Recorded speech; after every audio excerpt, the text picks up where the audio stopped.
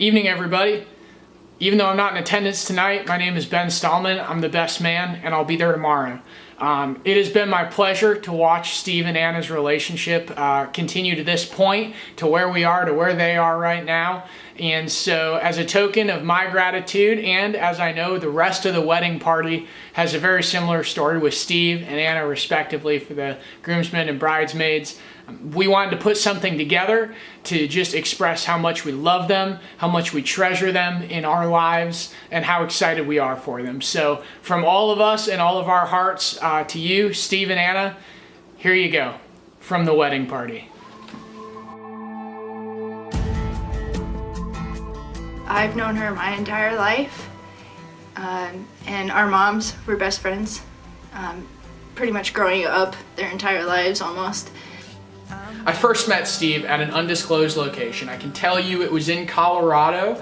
I can also only tell you that there was freshly grilled meat, hiking, and beer. All right, we're gonna do this fast and furious. I first met Steve Jones in the summer of 2012 at the United States Air Force Academy during the crucible that was basic cadet training.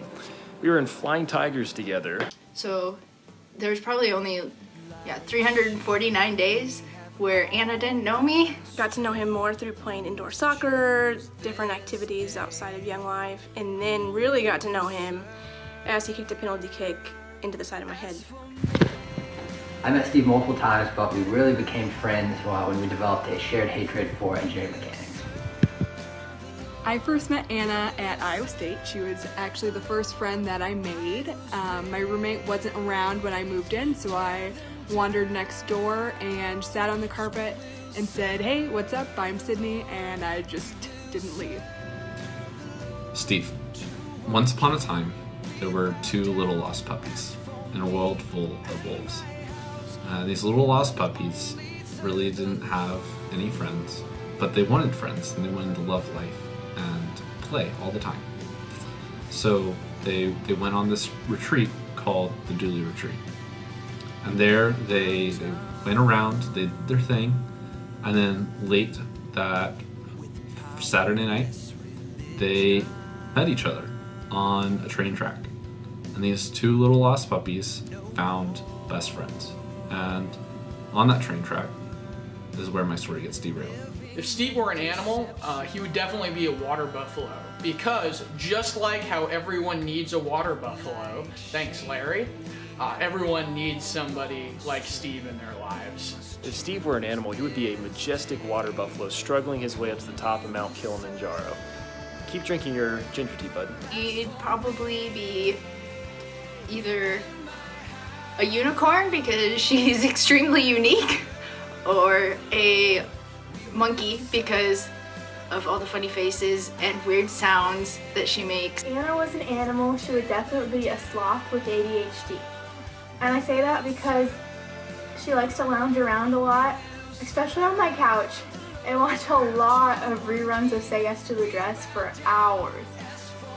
If Steve were an animal, he would definitely be a rabbit. Not only because he can jabber and yabber and bounce around like a chicken with its head cut off, but also because of his high likelihood of prolific procreation. She is crazy and bounces off the walls and says whatever she wants, whenever she wants, and says stuff like, "Ah," all the time. So, in like usual fashion, I took a BuzzFeed quiz for you. And it didn't surprise me. It didn't surprise me at all. You're a bald freaking eagle. Because America and because BuzzFeed told me so. When a feature film is made about Steve and Anna, I will play Anna. And I guess I'll play Steve, and it'll be the best darn feature film you've ever seen.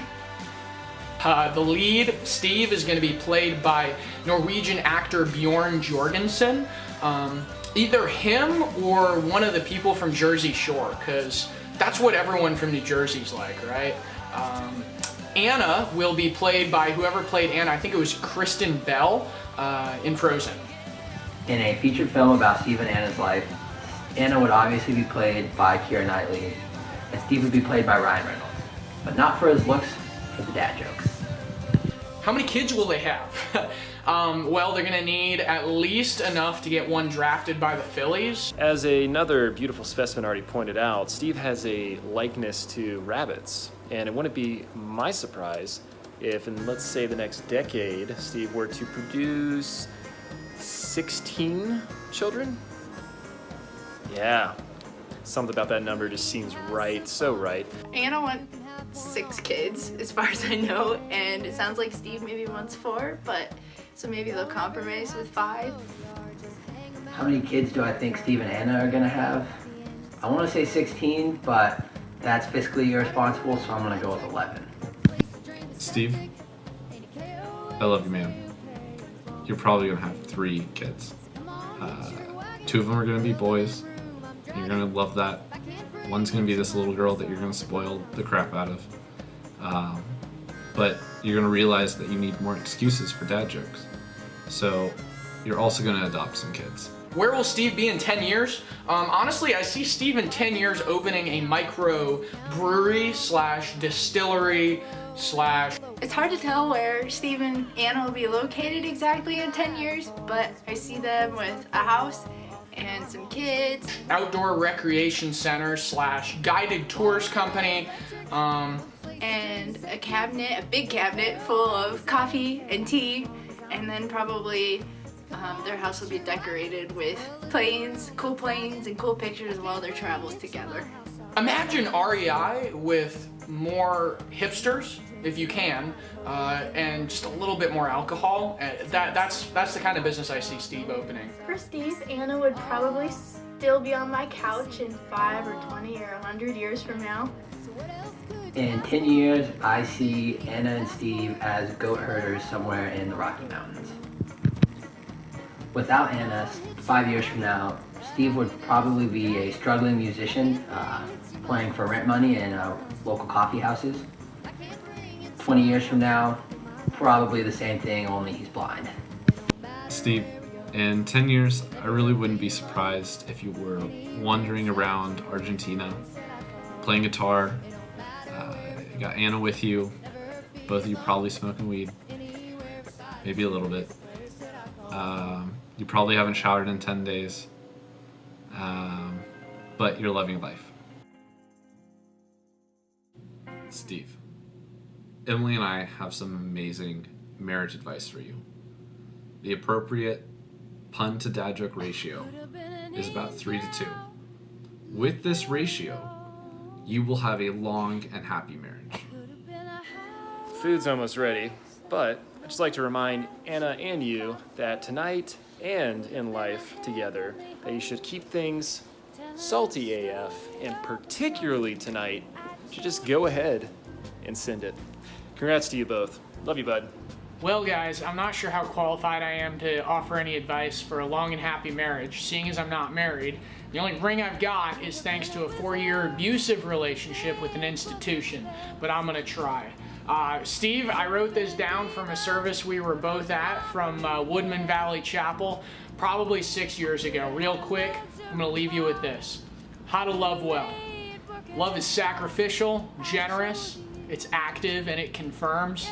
Love is not jealous, it's not short-sighted, and it's not optional. Really, that's the best I can offer. The Bible is your roadmap, the Lord is your guide, and I'm so excited to see where He takes you.